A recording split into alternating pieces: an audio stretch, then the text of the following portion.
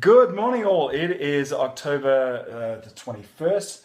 How's everybody doing? We're going to be talking about the frequency spectrum and just one little kind of rookie mistake that I see happen from time to time. If you've been around, understanding Hertz for a while, this might be kind of rudimentary for you, but I always find going over the rudiments can kind of help us move forward. So here we go. I'm back to my basic blackboard right here, and we are going with the assumption that we can hear as humans from 20 hertz to 20,000 hertz. It's not really that high, but it's pretty close. Certainly, the older you get, you start to lose your top end. Okay, so here we go. We have from basically, I'm breaking this down into instead of this being 1,000 hertz, you could go 20 kilohertz. That's what is right there. I'm trying to get everything in the screen. So if you go from basically 0 to 20, you would think the midpoint, you would think so, right? The midpoint between 0 and 20 would be 10. And that would mean that 10 kilohertz would be in the mid-range of our hearing. And, that would be pretty an easy assumption to make, but it'd be absolutely dead wrong. The reason is that we're thinking in a linear way when frequency and the measurement of hertz happens in an exponential way. You might have heard before, or heard me say this before, that every time you double, this is not my theory, by the way, I was taught this many years ago, but when you double the frequency, you go up an octave. You have a string on a guitar, and that will bring you up an octave, and that's the 12th fret, right? The little two dots on your guitar means that's halfway between the nut and the bridge. So double the frequencies and you go up an octave.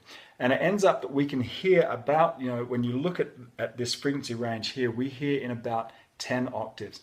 And I tend to like to think about frequency ranges in terms of those octaves rather than really getting specific about hertz. Actually, it's really useful in the bottom end, not so useful in the top end, which we'll get to in a second. Okay, you following me right now? So if every octave you go up or down is either half that octave or double that octave, then 10K would be down an octave there, right? That would make sense. So 10K is not in the middle. It's just one octave down from the very top that we can hear. And the next one would be down, would be 5. Then the next one would be 2.5, right? And I'm going to round off the next one here and just say that is 1 kilohertz. So then half of 1 kilohertz would be 500 hertz. Half of that would be 250 hertz. Then it would go down to 125 hertz.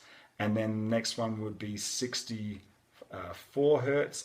The next one would be 32 hertz. Okay, so look at the relationship of these numbers. They don't go in a linear fashion like that. They go, whoa, straight up there. So look at the difference between the first, say 32 and 64. That's just 32 hertz different there. And look here, this is 10,000 hertz difference. Okay, so can you see how you need to be a lot more specific in your knowledge in the lower frequencies here? I mean, you need to be knowledgeable up here, but there can be great variances up here. Let's imagine you had two audio engineers arguing about where the warmth of an acoustic guitar is. And one guy said, yeah, I think it's around about 250 hertz. So that's normally where I dial in the warmth of my acoustic guitar. And someone says, no, I normally dial in about 50 hertz. And so, you might go potato. That's only 200 hertz they're arguing about. Where someone else, or maybe the same two guys are saying, well, you know what? I dial in the air of my vocal at about 12K. And the other guy says, no, I tend to dial in about 14K. And now the variance in that argument is 2000 hertz. And you might go, man, are these guys knuckleheads or what? Can they just agree on a frequency range to dial in on either the warmth of a guitar or the air of a vocal? But the truth is, the guys arguing down here at the bottom end, the guy who said I'd dial in warmth at 50 hertz, even though he was only 200 hertz off, he's got whatever for brains, if you know what I mean. Because an acoustic guitar doesn't even produce 50 hertz. I mean, the lowest E I'm thinking is like 80 hertz, 82 hertz, I believe. So acoustic guitar ain't producing anything down there. And in that case, the guy's saying 250 hertz, and it might be 200 or 300 or something like that, but it's around that kind of range. Now, up the top, that is potato. I mean, you know, the difference between 12K and 14K is really not that much, because you're talking about a little tiny sliver.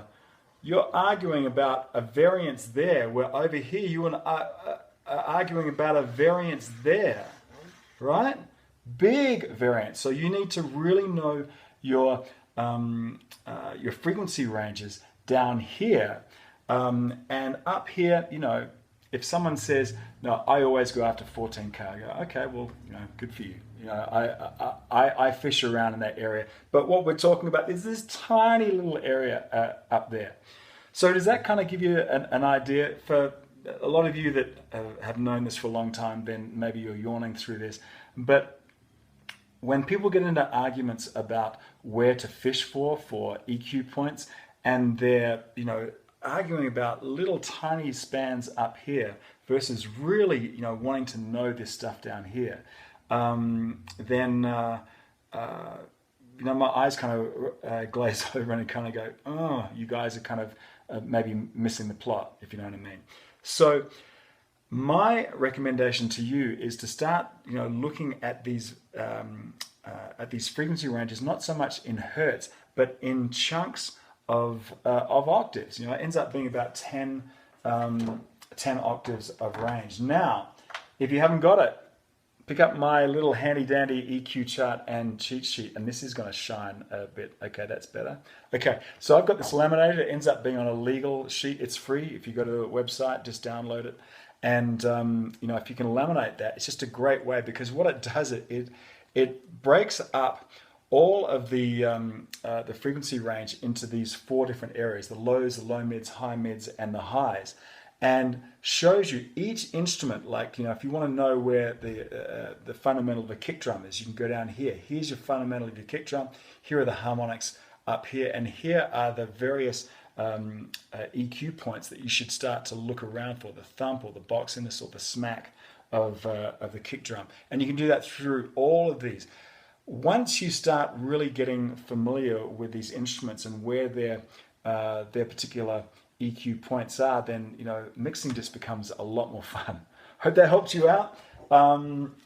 If you have any other questions or comments, or what you'd like next week's video to be on, or maybe I have an idea of what next week's, but in the coming weeks, whatever you want, just let me know, and make it a great weekend. And we'll see you next week. Ciao for now.